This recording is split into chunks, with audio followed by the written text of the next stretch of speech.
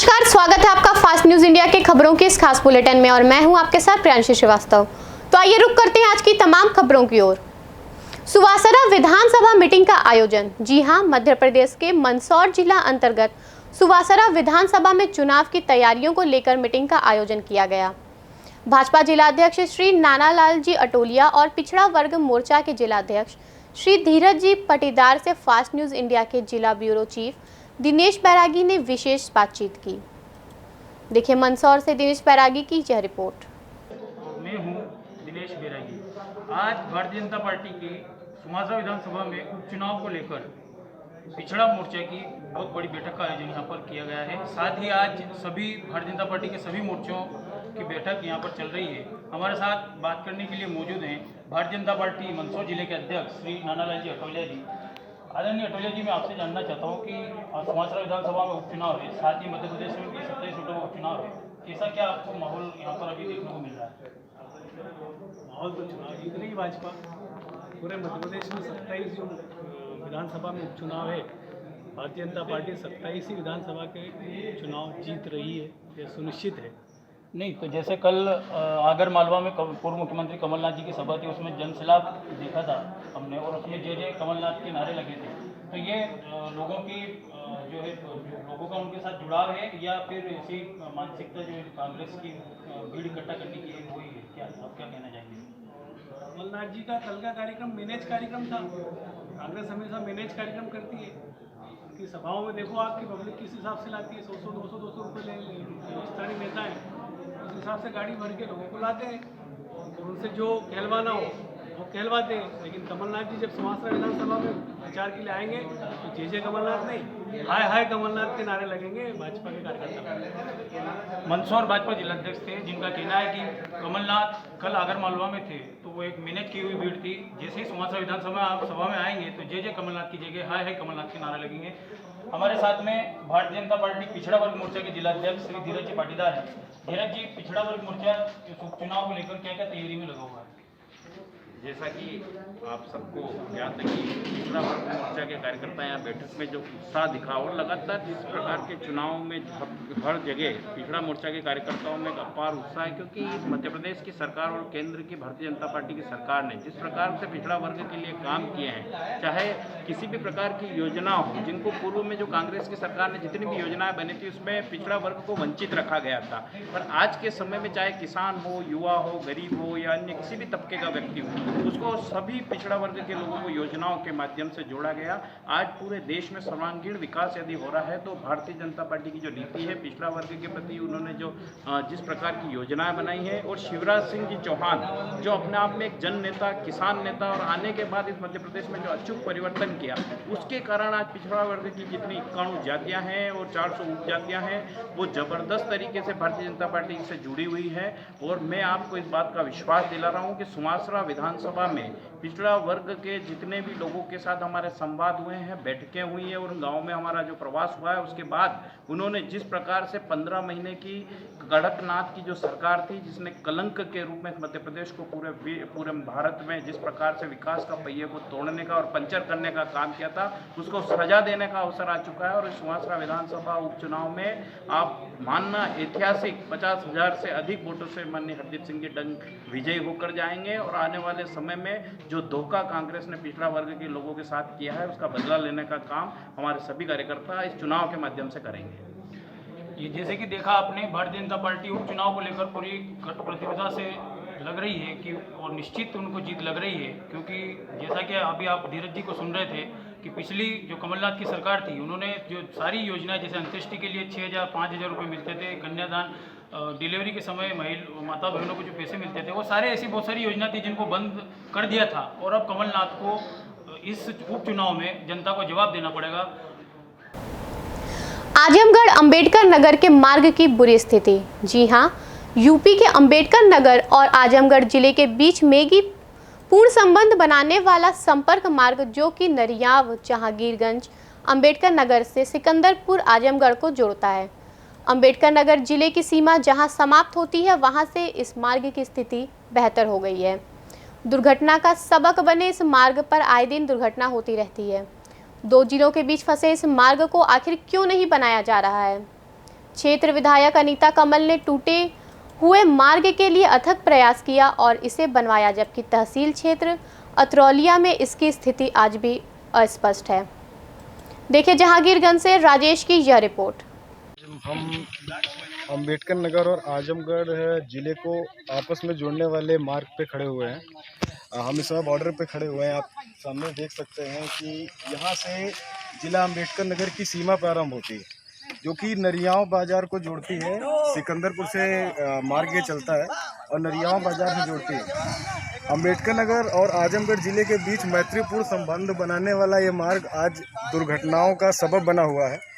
यहाँ पे आए दिन दुर्घटनाएं होती हैं। जहाँ ये सीमा समाप्त होती है आजमगढ़ अंबेडकर नगर ज़िले की, वहाँ तक तो विधायक निधि द्वारा बहुत अच्छा कार्य कराया गया। अनीता कमल इस क्षेत्र की विधायक हैं और वहाँ उनके द्वारा यहाँ पे काफ़ी अच्छा काम कराया गया और विकास का स्पष्ट उदाहरण देती हुई ये सड़क आपके सामने है। और यहीं से अगर हम आगे चले जाते हैं, जहाँ आजमगढ़ का बाजार लगेगा, जो जहांगीरगंज में के थाना क्षेत्र के थोड़ा सा और आगे जाता है और अंबेडकर नगर ज़िले में पड़ता है। ये नरियाव बाज़ार यहाँ से 5 किलोमीटर है। हम यहाँ पे अब आप देख लीजिए, हम इस समय आजमगढ़ में आ गए हैं। रोड की हाल ये है कि 5-5 फुट 6-6 फुट यहाँ पे गड्ढे हैं। आए दिन यहाँ पे आने वाले राहगीर का एक्सीडेंट होता है। 3-4 लोगों की इसी रास्ते पे एक्सीडेंट की वजह से मृत्यु हो गई। यहाँ के आसपास बसे हुए गांव में अगर ऑन इमरजेंसी कोई भी सुविधा आनी चाहे, एम्बुलेंस आनी चाहे, फायर ब्रिगेड आनी चाहे, तो इस रास्ते के बदौलत तो कतई आ नहीं सकती है। तो जिलों के बीच क्या कन्फ्यूजन है इस रास्ते को लेके, अब इसको सरकार और इसको डिपार्टमेंट ही अच्छी तरीके से बता सकता है। खंड लोक निर्माण विभाग आजमगढ़, अब जहाँ से सीमा शुरू होता है, अगर ये बोर्ड को हटा भी दिया जाए तब भी मालूम हो जाएगा कि आजमगढ़ ज़िले की सीमा यहाँ से शुरू होती है। क्योंकि इस रास्ते की बात आगे एक पुल है जो बहुत ही पुराना है और फेमस है। तिलक टन्ना के नाम से उस पुल को जाना जाता है। छिनैती और चोरी और यहाँ पे स्थितियाँ कि किसी भी राहगीर को रात में रोक के उनके साथ गलत जो है उनका छीन लिया जाता है, बटवा छीन लिया जाता है, उनको मारा पीटा जाता है। स्थिति ये है कि मुद्दा मेन ये है कि अगर रास्ता सही होगी तो अगर राहगीरों को कोई भी समस्या उनके सामने दिखती हुई मिलेगी तो कम से कम वो तेज़ रफ्तार से किसी न किसी सुरक्षित जगह पहुंच सकते हैं। अगर वो तेज़ चलना भी चाहें तो इस रास्ते की बदौलत या तो गिर के एक्सीडेंट के शिकार हो जाएंगे और आसपास के चिकित्सीय व्यवस्था भी पूरी वेल नोन है यहाँ की क्षेत्र जनता। हम यहाँ के कुछ हमारे क्षेत्र के परेशान नागरिक हैं, हम उनसे बात करते हैं इस विषय पे, देखें उनका क्या कहना है। पवन ईशा जी कहाँ के रहने वाले हैं? मैं अक्सर नारायणपुर गांव का रहने वाला हूं सर। अच्छा।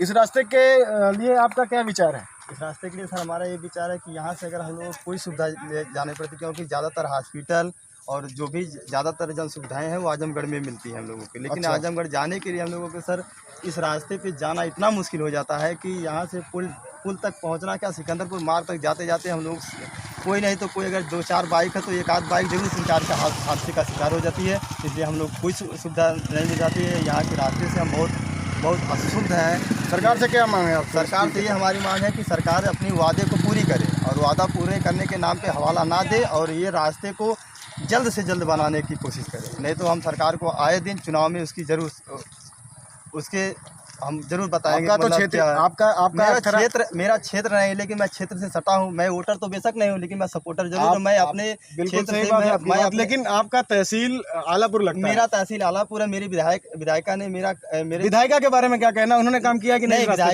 विधायिका ने यहाँ का काम किया है, मैं उनके बारे में नहीं कुछ, लेकिन यहाँ के जो आजमगढ़ की विधायक है, आजमगढ़ के क्षेत्र से जो नेता हैं और जो यहाँ के वैसे केंद्रीय व्यवस्था है, उनसे मैं कहना चाहता हूँ कि रास्ता बनाएं और मैं उनसे लोकल सटा हूँ।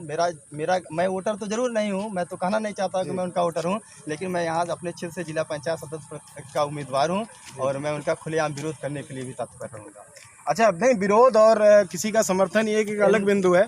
हम रास्ते की बात कर रहे हैं। बहरहाल मैं आपके नाम पे विरोध करूंगा सर।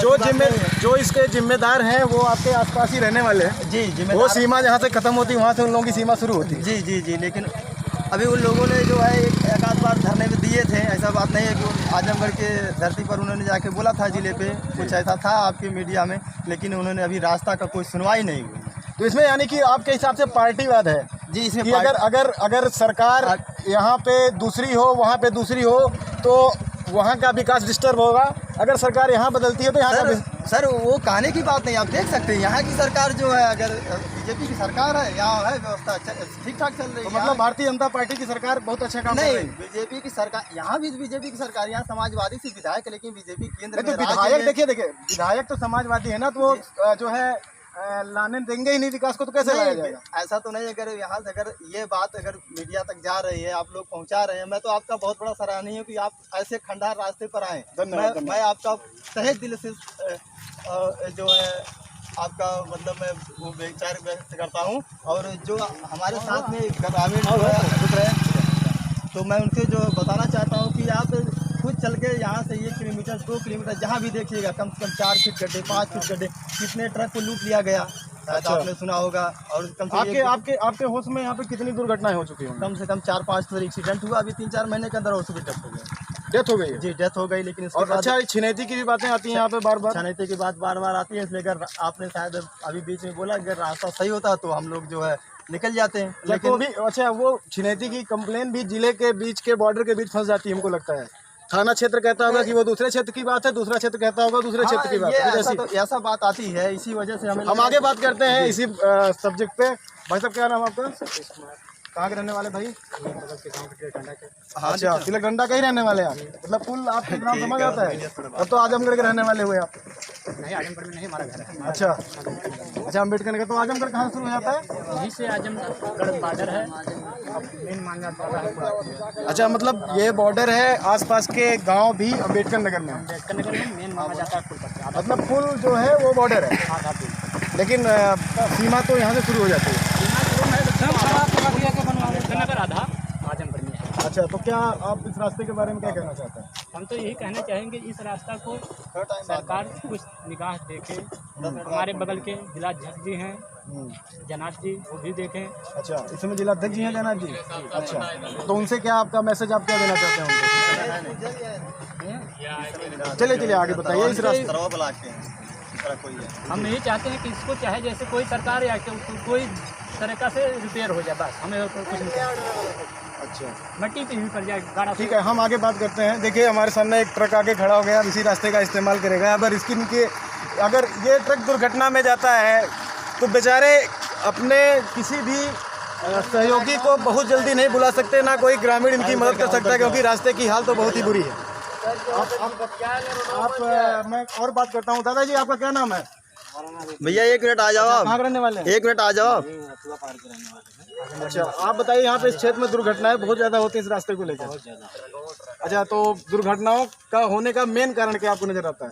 मेन कारण तो ये है, अगर हम लोगों को इमरजेंसी अगर कभी पड़ जाता है, किसी की तबीयत खराब हो जाती है, इमरजेंसी में सवारी तय करना चाहे तो कोई तैयार नहीं होता ये रोड। अच्छा, इस रोड पे जाने के लिए कोई तैयार नहीं होता? अच्छा, भाड़ा अगर 200 रुपया है तो 1000 मांगते हैं, क्योंकि रास्ता खराब है। उनकी भी प्रॉब्लम नहीं है, वो भी बेचारे क्या करें, रास्ता खराब, इसीलिए। सबसे ज़्यादा दिक्कत हम लोगों को बस रोड खराब होने। अच्छा, तो आपकी मांग क्या है सरकार से? हमारी मांग यही है कि सरकार इसको बनवाए, इसको ध्यान दे जी। और ये रोड अगर सही हो जाएगा तो हम लोगों के लिए तमाम सुविधाएं हो जाती है। आलापुर क्षेत्रीय विधायक ने यहाँ पे इसमें काम तो किया इस रास्ते पे, उनके लिए आपका क्या कहना है? उनका तो काम है ही है, वो तो अपना जहाँ उनका था वहाँ तक बनवाए।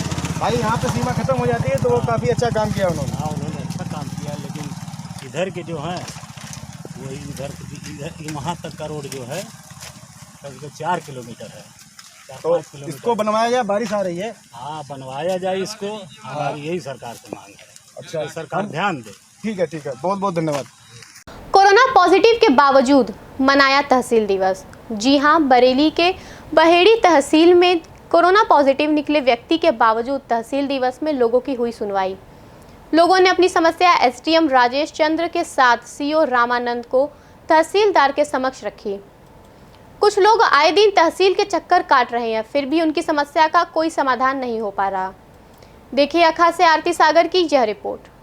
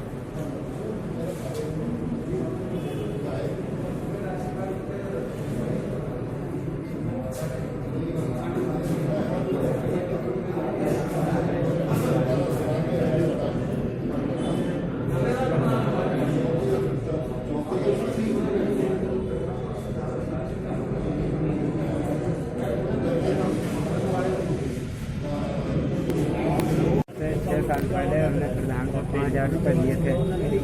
उसके बाद में प्रधान बोला कि यार वो सेक्रेटरी भाग गया, पैसे और देना है जी, कमरे ये भी आएगा तुम्हारा जब तक अधिकारी लोग नहीं देंगे। प्रधान जी का नाम क्या? शबनम वली खां। शबनम वली खां कहाँ के रहने वाले हैं? ये ग्राम मोहन काजान। मुंबई का जान के। अच्छा, तो आपसे कमरे के लिए क्या कहते हैं 25,000 रुपये लिए गए थे? 4 बार में 26,000 रुपये लिए। 26,000 रुपये 4 बार में। 4 बार में। ठीक। राज्य मंत्री की क्षेत्र की सड़कें गड्ढे में तब्दील। जी हां, अमेठी जनपद के वारिसगंज जाने वाली जामो मार्ग गड्ढे में तब्दील हो गई है। राहगीरों व ग्रामीणों की मांग है कि जल्द से जल्द गड्ढा युक्त सड़क से मिले निजात। आपको बताते चले कि कई वर्ष बीत गए हैं, गड्ढा मुक्त अभियान भी बीत गया है, लेकिन वारिसगंज से जामो जाने वाली रोड आज भी नहीं बन सकी। देखिए अमेठी से विश्वनाथ भदौरिया की यह रिपोर्ट। आपका राजा कहाँ के रहने वाले हैं? वारिसगंज। ये रोड कब से खराब है और इसको कोई बनवाने की सोच क्यों नहीं ले रहा है? क्या जानकारी है इसके बारे में? भाई रोड नहीं बन रहा, बहुत दिन से, काफी दिन से नहीं बन रहा है, 1 साल से। हाँ, लोग जाते आते जाते हैं, इसी में डाल के आते जाते हैं सारे लोग जितने हैं। हाँ, कुछ हो नहीं रहा है। अभी तो पानी कम है, लेकिन इसमें टोनी टोनी पानी रहता है। अच्छा। कितने लोग अब हादसा कितने लोग हादसा हो गया, कितने लोग बाइक से गिर हो गए। नहीं रहा है यहाँ पे, हाँ, कोई सुनवाई हुई नहीं। जाने में। क्या चाहते हो आप? ये रोड बनना चाहिए। सर पर रोड किससे मांग करेंगे आपकी ये रोड बने? अपनी सरकार जो है वही सरकार है, बनवाएगी। अपनी बना देगी वो। हाँ, कौन सी सरकार की बात कर रहे हैं आप? कोई भी सरकार बनाए, रास्ता बनाए, बस सिर्फ बस।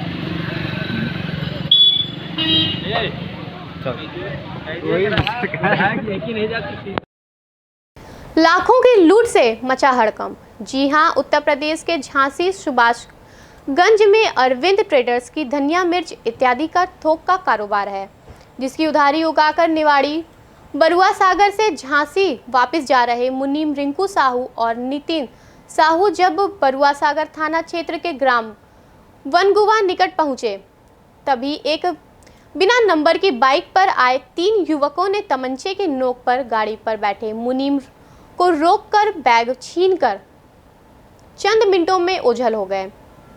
घटना की सूचना पीड़ित मुनीम ने अपने मालिक और 112 पर की, जबकि झांसी तहसील दिवस से लौट रहे क्षेत्राधिकारी टहरौली विवेक सिंह भी रास्ते में रुककर घटना की जानकारी लेने हेतु रुक गए और उच्चाधिकारी को घटना से अवगत कराया। लूट का शिकार हुए पीड़ित मुनीम की माने तो बताया कि घटना लगभग 3 बजे की है और बैग में लगभग तगादे के 2.5 लाख रुपए थे। देखिए बरुआ सागर से आनंद कुमार की यह रिपोर्ट। क्या नाम है आपका? रिंकू साहू। रिंकू साहू कहाँ के? नैनागढ़ नगरा। क्या मामला है पूरी घटना?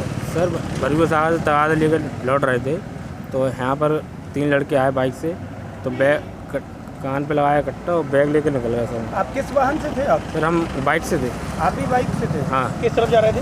सर हम झांसी साइड जा रहे थे। रात में कितने रुपए थे उसमें? 2.5 से 3 लाख रुपए करीब। घटना कैसे हुई? आप थोड़ा घटना कर ना सर, हम गाड़ी से आ रहे थे बरुआ सागर साइड से, पीछे से वो आए, उन्होंने गाड़ी लगाई और 3 लोग थे, उनने पीछे वाले ने उतरा, वो उसने हमारे साथी था पीछे बैठा था, तो हमें कट्टा लगाया और उससे बैग छुड़ा के ले गया सर, और चाबी ले गया गाड़ी की।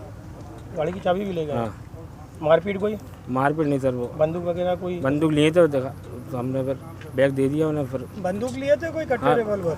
सर बंदूक कट्टा लिए थे सर, बड़ा कट्टा लिए थे। हाँ। क्या काम करते हैं आप? सर मुनीमी करते। कौन सी फर्म? ये अरविंद ट्रेडर्स। फिर से बोलिए। अरविंद ट्रेडर्स। अरविंद ट्रेडर्स। क्या काम होता है इनके यहाँ? धनिया मिर्ची का काम है सर। धनिया मिर्ची का काम होता है, तो उसकी उगाही का पैसा लेके आप हाँ, आ रहे उगाही थे? कहाँ से आ रहे थे अभी? सर प्रीतिपुर बरुआ सागर नवाड़ी। अच्छा अच्छा। ये सुभाष नगर पुरानी गल्ला मंदिर के 2 मुनीब यहाँ पृथ्वीपुर निवाड़ी या बरुआ सागर से पैसा वसूल करके जा रहे थे। इस तरह की सूचना है कि यहाँ करीब उनके पास 2 लाख करीब था, 3 लड़कों द्वारा लूटा गया है। अभी इस मामले की जांच की जा रही है। दोनों लड़कों का बयान अलग अलग है, डिफरेंस है। देखा जा रहा है कि सर इन लोगों पे कोई हमला हुआ है, ऐसा कुछ हुआ है क्या? नहीं, हमला नहीं हुआ है। ये यहाँ लूट होने के बाद इनके द्वारा बताया जा रहा है कि हमने 100 नंबर को फ़ोन मिला लेकिन लगा नहीं, तो हम लोगों को चिरगांव इंस्पेक्टर द्वारा सूचना मिली, उस पर मौके पर। अभी के लिए बस इतना ही। आगे की तमाम खबरों के लिए बने रहिए फास्ट न्यूज़ इंडिया के साथ। तब तक के लिए मुझे दीजिए इजाज़त। धन्यवाद।